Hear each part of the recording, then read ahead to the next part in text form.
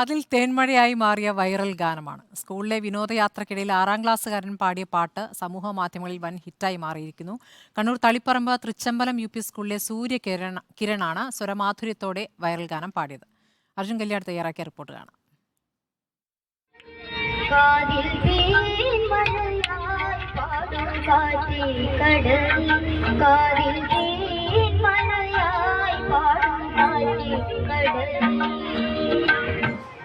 ആറ് ബിയിലാണ് നമ്മൾ അന്വേഷിക്കുന്ന വൈറൽ പാട്ടുകാരൻ പഠിക്കുന്നത്. നമുക്ക് 6B നോക്കാം. 6B നമ്മളെ വൈറൽ പാട്ടുകാരനെ തേടി വന്ന യെസ്, നമസ്കാരം.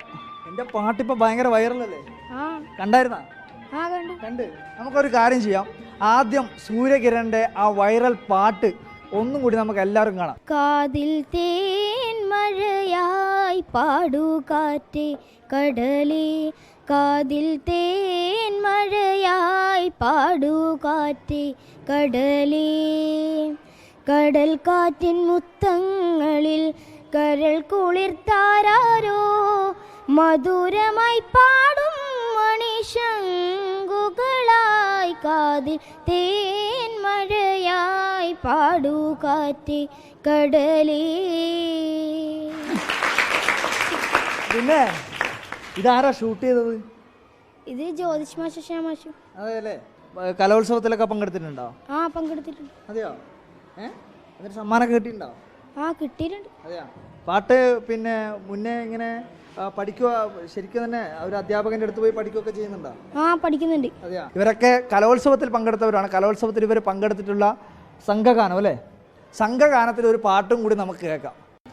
കേളീരവമുയരും നാട് മമ നാടിൻ മലനാട്, ഹൊയ്യാരെ ഹൊയ്യാ ഹൊയ്യാരെ ഹൊയ്യാ, കളിവിളക്ക് തെളിയും നാട്, കഥകളിയുടെ തറവാട്, ഹൊയ്യാരെ ഹൊയ്യാ ഹൊയ്യാരെ ഹൊയ്യാ.